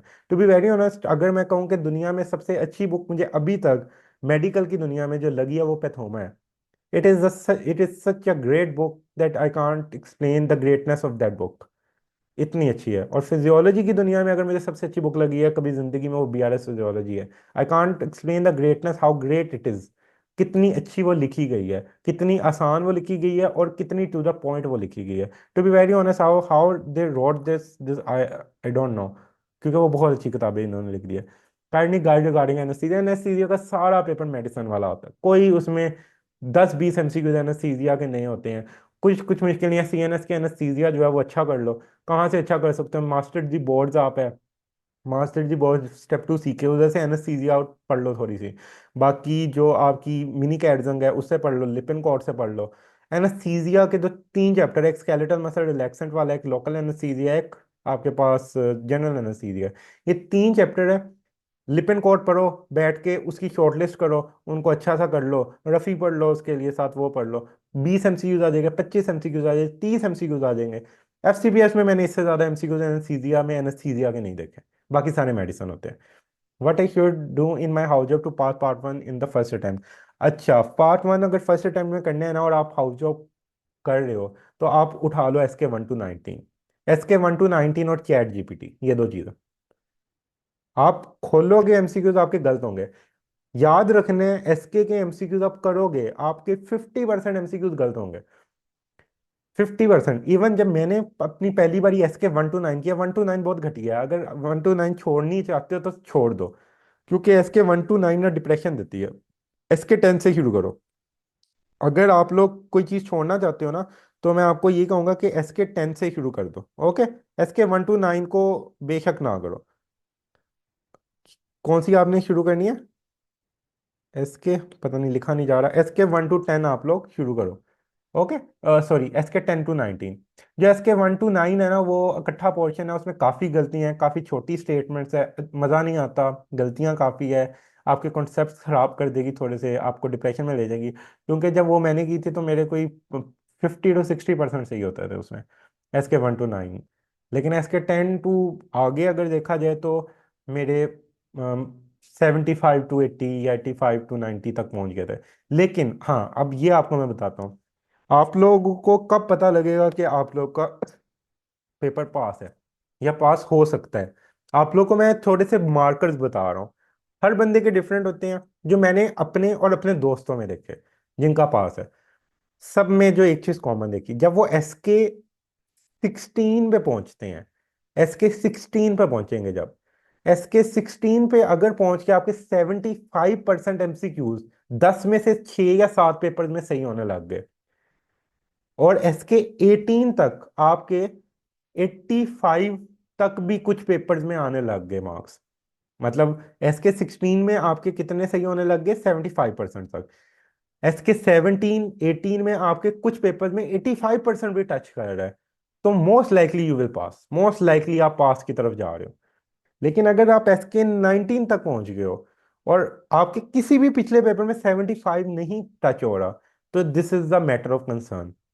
क्योंकि SK 17-18 तक जाते हुए ऑलमोस्ट 200 में से 100 या 110 तो रिपीटेड होता है। पीछे 40-50 एमसीक्यूज होता है। अगर आपको सारे का सारा गलत हो रहा है और रिपीटेड वाला भी आपका गलत हो रहा है, इसका मतलब है आपका जो पिछला जहन है वो आपका सही नहीं बना। आपने पीछे जो गलतियां की उससे आपने सीखा नहीं है, वो आप लोग के एमसीक्यू स्टिल गलत हो रहे हैं। तो ये आप लोगों ने एज अ मार्कर यूज रखना है कि SK 16 पे पहुंचो तो आपके 75% मार्क्स आने लग जाए, और जब SK 18 तक पहुंचे तो कम से कम आपके 40 to 50% पेपर में 85% तक मार्क्स आने चाहिए। ये मार्कर होगा कि आपकी बहुत अच्छी तैयारी हो गई है, राइट। तो ये आपके पास मार्कर्स हैं। अब इसमें अगर कोई क्वेश्चन और क्यूरी है तो आप पूछ सकते हैं। बाकी कोई पूछता है कि फर्स्ट अटेम्प्ट में बाकी मल्टीपल टेस्ट पास करने हैं हम, अगर मैं अपने पिछले 5 महीने बताऊं तो अल्हम्दुलिल्लाह आई पास आगा खान का टेस्ट, PPSC का test, first JCAT, medicine allied में, FCPS, और भी एक आध टेस्ट था, तो वो सारे पास कर लिए, तो ये हो सकते हैं। ओके। मैंने फर्स्ट एड की वीडियो नहीं देखी थी, मैंने फर्स्ट एड खुद टीच की हुई है। मेरे फर्स्ट एड के अपने लेक्चर्स हैं, मेरे फर्स्ट एड के लेक्चर्स हमारे अपनी वेबसाइट पर पड़े हुए हैं। मैंने जो चीज़ सीखनी होती है मैं पढ़ा देता हूँ। Okay. So is it necessary to do First Aid? No, it is not necessary. It is not necessary. It is like a complimentary thing which you can do. Okay. जो क्वेश्चंस आप लोग पूछ लें, just give me a second, मैं दरवाज़ा खोलूँ। मैं light मई में 74 पे फेल हुआ, अगस्त में 70 पे, नवंबर time 62। What should I do? कम होती जा रही है। You should like manage your stress. Probably you over think about the MCQs। आप को देखना पड़ेगा कि आपका कहाँ पे कोई गलती आ रही है। मेनली आप या तो ज़्यादा स्ट्रेस ले रहे हैं या आप ओवर कॉम्प्लिकेट कर रहे हैं चीज़ों को। इन चीज़ों को सारा देखें, क्योंकि हर बंदे का डिफरेंट है। आई नो कि जब जितनी बारी आप नेक्स्ट टाइम जाते हैं एग्जाम देने, आपका एग्जाम स्ट्रेस पड़ता है। आपके पास नॉलेज आ गया होगा। अब आप अपनी थ्योरी पर फोकस करो और साथ आप SK से शॉर्ट लिस्ट पर फोकस करो। आप अपना रजिस्टर बनाओ जो आपने आखिरी दिन रिवाइज करना है, और अपने कॉन्सेप्ट्स को इंटीग्रेट करो। लाइक जो आपकी वीकनेसेस है थ्योरी की, उनको करो, ना कि सिर्फ उस चीज़ को करते जाओ जो आपको ऑलरेडी आती है, राइट। और मेडिसिन SK के साथ कोई और बुक पढ़नी होती है जो मस्ट है। हर बंदे की अपनी मर्जी है। लोग रफ़ीउल्लाह कहते हैं, मैं रफ़ीउल्लाह को उस तरह से प्रेफर नहीं करता। हाँ, अगर रफ़ीउल्लाह टीच की जाए तो रफ़ीउल्लाह कैन बी डन। बस मतलब मैं ये कहना चाहता हूँ कि अगर मुझे कोई कहे कि वेटेज में SK को ज़्यादा टाइम दिया जाए या रफ़ी को टाइम दिया तो मैं SK को कहूँगा। रफ़ी को टाइम दे के आप थोड़े से कॉन्सेप्ट्स को बेहतर कर सकते हो। अगर आपने इस सेंस में रफ़ी पढ़नी है तो आप पढ़ लो। और इंशाल्लाह वी आर प्लानिंग कि हम रफ़ी के लेक्चर्स बनाएं। जैसे मैं आपको अभी बता चुका हूँ कि मल्टीपल जो चीज़ें हैं जैसे रफ़ी में हैं, उस तरह से हम एक ही जगह पे बता दें कि इस तरह के MCQ जाएंगे, क्योंकि जब SK पढ़ी हो तो वो इंटीग्रेट हो जाते हैं, बड़े आसानी से हो जाते हैं, कोई इतनी मुश्किल बात नहीं है उनमें, तो वो हो जाएंगे। सर मेरे पैथोलॉजी में 46% आया पेपर 1। अच्छा, what should I study on the basis to cover the percentage? सबसे पहले तो आप ये देखें आपने SK कितनी पढ़ी हुई है, पहले तो ये बताएं। जो जो मुझे मार्क्स बताते हैं ना, वो ये लाजमी बताया करें कि उसने सोर्स क्या पढ़ा होगा। देखो आपने जो सोर्स पढ़ा हुआ है ना, तो उसके बाद ही सोर्स को मॉडिफाई किया जा सकता है ना। ऐसे तो नहीं हो सकता कि आप लाइक, क्योंकि मैंने जो एक गलती देखी, मैंने एक पोस्ट पढ़ रहा था, उसमें बच्चे कहते पेपर बहुत मुश्किल आया, नीचे कमेंट्स क्या आते कि पेपर बहुत मुश्किल आया है। मैंने SK 18 सारी की थी, SK 18 सिर्फ, लेकिन SK 18 में से पेपर नहीं आया। मतलब आप ये कंसीडर कर रहे हो कि 19 SK पड़ी हुई है और आप एक SK कर जाओगे और उसमें से आपको 100% पेपर मिल जाएगा, ऐसा तो नहीं होने लगा ना, राइट। देखें आपने खुद ही बता दिया आपने SK 18 19 किया ओनली, यानी आपने SK 1 to 17 मिस की है। तो आपको परसेंटेज कवर करने के लिए वो चाहिए। रफीउल्लाह 2 बार रिवाइज करने से उतना हेल्प आउट नहीं करेगी। Rafiullah is a very volatile book, is a very volatile, extremely volatile book. अच्छा, आपने एक ने किया है SK 1 to 17 18। हाँ, जिन्होंने SK 1 to 19 किया है और रफी किया but still they fail, they must have some lagging in the paper 2। अब जो फेल हुए हैं, जिसने मुझे बताया है कि उसने SK 1 to 19 किया है, जो डॉक्टर जिनका है नाम, और रफी किया, मुझे ये बताएं कि आपके पेपर 2 में कितने मार्क्स थे और पेपर 1 में कितने थे। मतलब ये दोनों को अलग अलग करके बताएं, तो इट विल बी हेल्पफुल।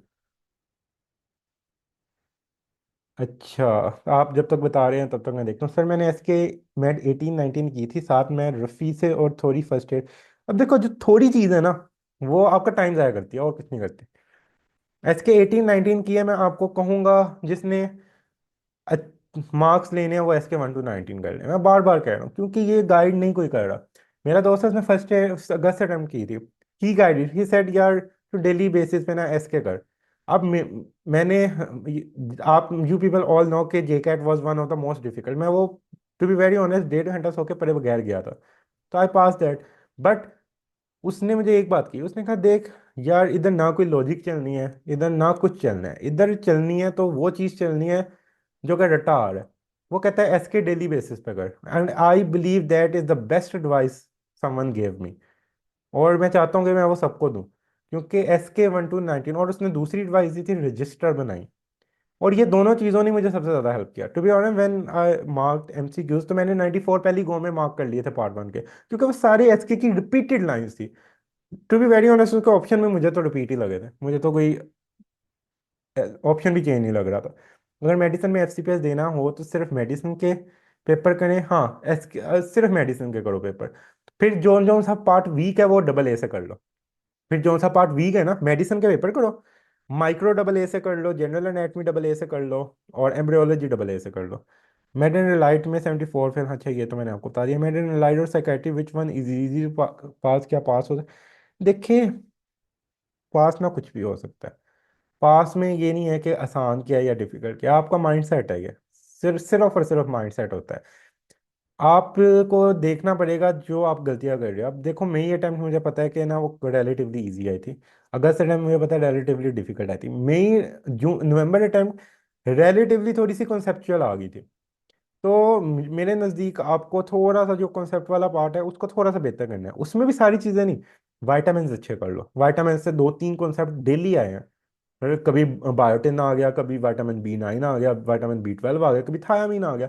यही याद रखना, कार्डियोमैगेली कौन सा विटामिन की डेफिशिएंसी करता है, वन ग्रुप कार्बन कैरियर कौन सा विटामिन है, फिर आपके पास MCV किस में ज़्यादा हो रहा है, वेजिटेरियन में कौन सा है, नॉन वेज में कौन सा है।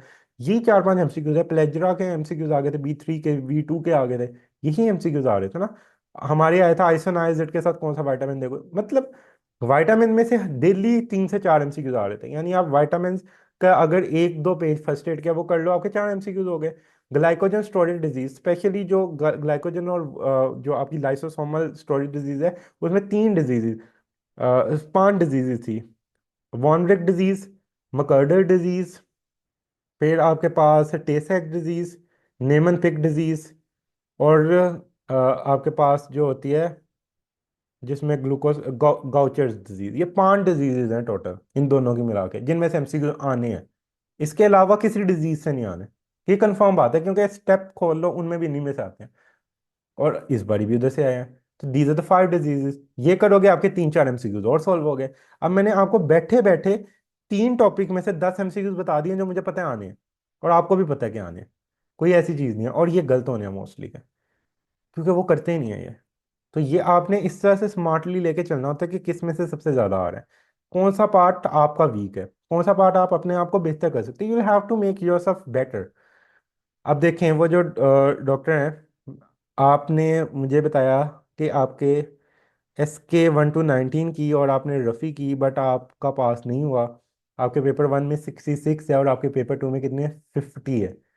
तो अगेन मैंने आपको यही कहा था कि आपके पेपर टू में कम होगा। क्यों? क्योंकि जो SK है वो आपका पेपर वन अच्छा करवाएगी, पेपर टू वो गारंटी नहीं लेगी अच्छा करवाने का।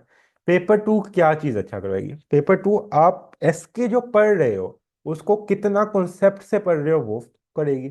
अगर आपने SK 1 to 19 की है अंधाधुन, आपका पेपर वन पास हो जाएगा, अंधाधुन अगर कर रहे हो बेशक। पेपर टू के लिए SK 1 to 19, खास तौर पे जो आखिरी या 4 SK हैं उनके कॉन्सेप्ट्स बेहतर होने चाहिए।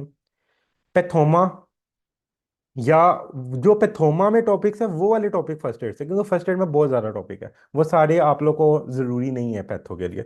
पैथोमा, अगर आप पैथोमा कर लेते हो, आपके कॉन्सेप्ट्स अच्छी हैं, बेसिक डिजीज़ के कॉन्सेप्ट अच्छी हैं, आपके फिजियो के बेसिक डिजीज़ के कॉन्सेप्ट अच्छे हैं। अगर मुझे कोई रेस्पो में कहेगा कि क्या क्या आना चाहिए, मैं कहूँगा रेस्पो के अंदर आप ऑब्स्ट्रक्टिव लंग डिजीज़ पढ़ो, उसमें COPD, एस्थमा, इनको अच्छे से समझो। रिस्ट्रिक्टिव लंग डिजीज़ पढ़ो, आपको पता होना चाहिए कि डिफ्यूजन इंटरस्टिशियल लंग डिजीज में, उसमें डिफ्यूजन ग्रेडियंट में कोई फर्क नहीं आता, ये कॉन्सेप्ट आना चाहिए। फिर आप लोगों को पता होना चाहिए कि मोस्ट कॉमन कैंसर जो आपके पास मेन और फीमेल में मिला के होता है वो लंग्स कैंसर होता है। और आपको पता होना चाहिए क्या सार्काइडोसिस क्या होता है, एस्बेस्टोसिस क्या होता है, और ऑक्यूपेशनल डिजीजेस क्या होती है।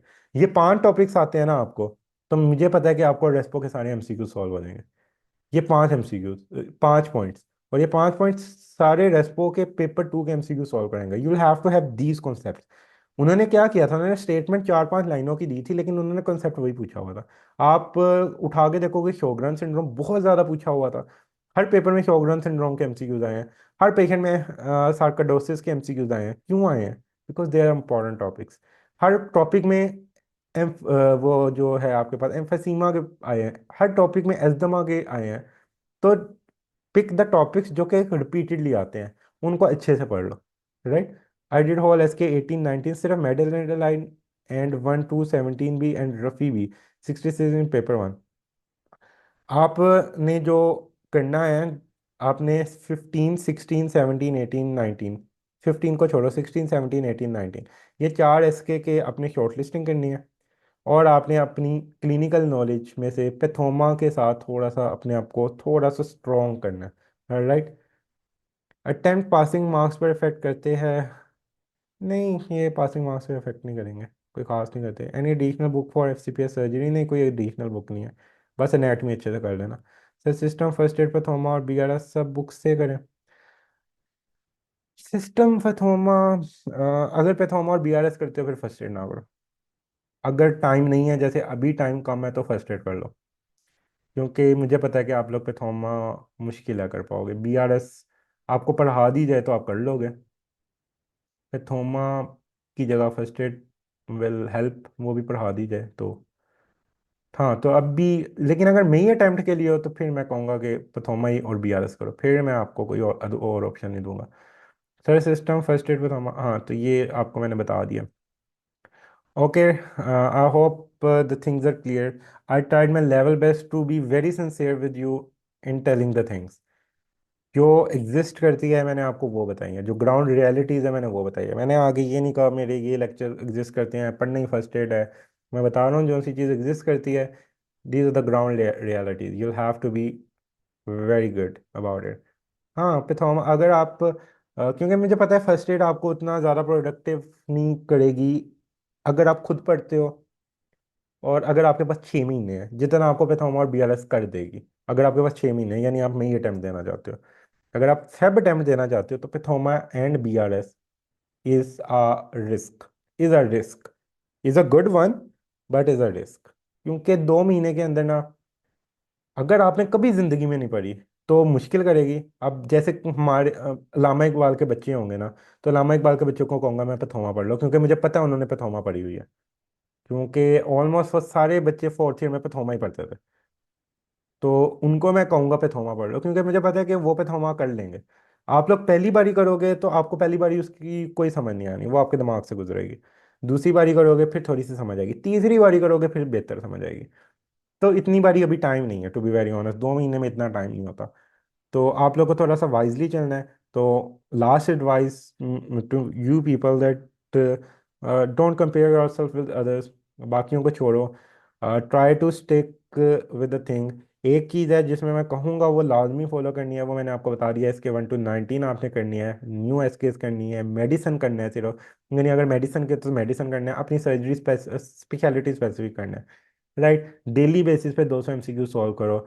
और अगर अभी आप लोग के पास 2 महीने हैं, आप लोग नहीं कोई और बुक पढ़ सकते, आप लोग को कॉन्फिडेंस नहीं है किसी भी बुक पढ़ने पे, तो मैं आप लोग को जो गाइड करूँगा वो क्या है, आप करो MSS premium learning by doctor Shahriyar. इसके फर्स्ट एड के लेक्चर, यानी मेरे ही लेक्चर जो है, और वो लेक्चर्स आप लोगों को for Feb attempt will be granted in very discounted price. Actually उसकी प्राइस 15 to 30,000 है, आप लोग को मैंने बताया कि 6,000 में वो प्रोवाइड कर दिए जाएंगे। और इसके अलावा अगर हमने रफ़ी का कोर्स रखा तो हम इसी में 2,000 मैक्सिमम चार्ज करेंगे और उसमें ऐड कर देंगे। तो this is all about it. We have our own website, we have our own page, we have 20,000 subscribers on our YouTube channel as well. So आप लोगों को शायद ना पता हो मेरा, बिकॉज मैं आप लोगों का कोलीग था। लेकिन अल्हम्दुलिल्लाह थाउजेंड ऑफ जूनियर्स नो मी। बहुत से जूनियर्स लेक्चर्स हमारे हमेशा से लेते आ रहे हैं। और एक चीज़ जो मैंने पूरी ज़िंदगी एक चीज़ पे जिस पे फोकस सीखा है, be truthful to the others and be truthful about the thing. तो और मैंने आप लोगों को भी जो बताई है वो एक ही चीज़ बताई है, कि आप लोगों ने वो पढ़ना है जो आपको सूट करना है, लेक्चर्स वो लेने हैं जो आपको सूट करने हैं। अदरवाइज अगर आपको नहीं सूट करते लेक्चर, आपको बुक सूट करती है, read the books. No lectures are essential, nothing is essential except SK 1 to 19। बाकी सारी चीज़ें अडेप्टेबल है, आपके अपने अकॉर्डिंग आपने अडेप्ट करना है। आपको जो चीज़ सूट करती है आप वो करो। बेशक आपको फर्स्ट एड करती है, बेशक आपको पैथोमा करती है, बेशक आपको BRS करती है, बेशक आपको कुछ भी नहीं करता, आपको सिर्फ लेक्चर्स करते हैं, आप वो कर लो। और एक चीज जो अपने पल्ले बांध लो वो है ChatGPT। ChatGPT is going to help you a lot. वो आपको बहुत ज़्यादा हेल्प आउट करने वाली है। ChatGPT पे कॉपी पेस्ट कर लो, या ChatGPT को जब लॉग इन करते हो ना तो वहाँ पे पिक्चर डालने का भी ऑप्शन होता है। पिक्चर डालोगे वो खुद ही पढ़ लेगी कि MCQs क्या लिखा हुआ है। सही हो गया, बेशक उसका आंसर छुपा देना, उसको क्रॉप करके डाल दो। क्या होगा, ChatGPT आपको हर उससे ChatGPT को इंस्ट्रक्ट करो कि मुझे सब ऑप्शंस की डिटेल्स बताओ, वो सब ऑप्शंस की डिटेल बताएगी। फिर ChatGPT को इंस्ट्रक्ट करो, लेट्स सपोज आप पढ़ते हो restrictive lung disease, tell me bit detail about the restrictive lung disease in easy words. वो इस तरह से आपको समझाएगी। फिर उसमें आपको समझ नहीं आता ये FVC क्या है, व्हाट इज FVC। इस तरह से करके तो डेली बेसिस पे अपने 2 4 5 कॉन्सेप्ट्स को अच्छा कर लो। बाकी I will try my best कि मैं एक जो JCAT की फाइल थी ना, अगर कोई मुझे भेज दे इस टाइम, मैं ढूंढूंगा, पड़ी होगी कहीं ना कहीं। SK 19, SK 19 में बोली जा रहा हूँ। वो थी आप लोग के जो मेडिसिन एंड लाइट का सिलेबस था। उसमें मैंने वैसे सिर्फ सिलेबस को देखा था तो मुझे उनमें काफ़ी इंपॉर्टेंट टॉपिक्स नज़र आए थे। तो इंशाल्लाह मैं उनमें से बताऊंगा कि कौन से टॉपिक्स हैं जो कि अगर आपके पास कोई टाइम नहीं है ना, आप उन टॉपिक्स की फिजियोलॉजी और पैथोलॉजी को जहन में कर लो, और कर लो तो फिर आप लोगों के मोस्ट मोस्ट लाइकली वो कॉन्सेप्ट्स के बाद आपका पेपर 2 नहीं मार खाएगा। पेपर 2 थोड़ा सा आपको बेहतर करना पड़ेगा। सिर्फ SKs पे रिलाई नहीं करना, SKs आपको पेपर 1 में हेल्प आउट करेगी, पेपर 2 में आपको अपने कॉन्सेप्ट पे रिलाई करना है। SK और आपको बहुत फजूल डिटेल पे रिलाई नहीं करना, आपको ऑथेंटिक बुक्स पे, शॉर्ट बुक्स पे, कंसाइज बुक्स पे और अच्छी बुक्स पे रिलाई करना है। Don't rely on those who से कि गाइटन पढ़ लो, ये कर लो, नहीं फायदा, रॉबिन का कोई फायदा नहीं है। ना रिलाई ऑन दोज जो एक चीज जो आ ही नहीं रही उसको इतना लंबा करके पढ़ा दे कि भाई एनेटमी को आपको हर चीज आनी चाहिए, भाई नहीं आनी चाहिए। आपको सर्जरी के पेपर होगा तो मैं कहूंगा कि एनेटमी करो, मेडिसिन का पेपर है, किस्मत खराब होगी तो एनेटमी आके काम खराब करेगी। अगर किस्मत अच्छी हुई और आपने सारी एनेटमी करके बाकी चीजों का बेड़ा गर्क कर लिया तो आपकी किस्मत वो खराब कर देगी एनेटमी। तो पढ़ो उतना जितना चाहिए, और पढ़ो अच्छा, बस। किस लेक्चर का 1000 बता रहे थे, वो हमारे न्यूरो एनेटमी के लेक्चर है। न्यूरो एनेटमी के लेक्चर्स 1000 में है, और 6000 में उसके अंदर अगर 6000 है उसमें फर्स्ट एड के लेक्चर्स भी हैं, न्यूरो एनेटमी के लेक्चर भी है, फर्स्ट एड न्यूरो के लेक्चर्स भी है। सारे सिस्टम तो है ही, CVS, ये सारे सिस्टम फर्स्ट एड से हैं। और अगर आप देखना चाहते हो उसकी पूरी प्लेलिस्ट तो मैंने कल लिंक भेजा था हमारी वेबसाइट का, आप वेबसाइट पे जाओ, वहाँ पे फर्स्ट एड के लेक्चर्स है, उस पर क्लिक करो, आपको सारे आ जाएंगे। ट्रायल लेक्चर भी वहाँ पे अवेलेबल हैं, आप साइन अप करो, आपको ट्रायल लेक्चर लाइव हो जाएंगे, आप कोई भी लेक्चर बैठ के सुन सकते हो जो ट्रायल वहाँ पे अवेलेबल है। हमारे वो लेक्चर सारे वेबसाइट पे ऑन लाइव पड़े हुए हैं, आप लोग जाके ट्रायल सुन सकते हो। वेबसाइट का मैं लिंक ग्रुप में भेज दूंगा। वैसे वेबसाइट का जो नाम है वो मैं बता देता हूँ, MSS प्रीम, वेबसाइट का जो नाम है premium learning by doctor Shahriyar. Okay, ये वेबसाइट का नेम है। वैसे मैं आपको लिंक भी भेज देता हूँ। ओके, आप लोग वहाँ पे जाओ, जाके ट्रायल लेक्चर सुनो, समझ आती है वेल एंड गुड, नहीं आती तो अपन जहाँ मर्जी से करो, बट पढ़ो। ओके, और SK उठा लो, डेली 200 MCQ सॉल्व कर लो अगर पास होना चाहते हो। This is all from my side. Do pray for me. Do pray for the things. Alhamdulillah, I will announce few things more. इंशाल्लाह मैं उसमें भी फिर आपको आगे हेल्प आउट करूँगा। जस्ट एक दो चीज़ें बा, बाकी आप लोग को कोई क्वेश्चन अभी भी है तो पूछ लें, अदरवाइज नमाज का टाइम हो रहा है तो नमाज पढ़ते हैं। And best of luck, you people can do, nothing is difficult. मैंने बहुत से बच्चे, बहुत लाइक बच्चे फेल होते देखे हैं। तो इट डजेंट मैटर कि आप लाइक हो ना लाइक हो, आप लोगों को बस पता होना चाहिए कि F C P S is a game of psychology and is a game of how precisely you do the thing in a right way. If you choose the right path, you will pass. If you choose the path of such haphazardness कि मैं ये भी कर लूँ वो भी कर लूँ, you are not going to pass. Choose the thing precisely and do it concisely और उनको shortlist कर लो. ओके।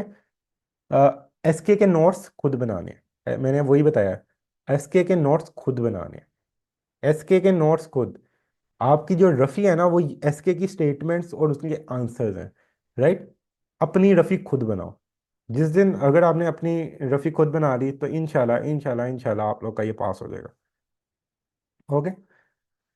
ओके बच्चों, do remember me in your prayers. अल्लाह हाफिज़, take care and best of luck.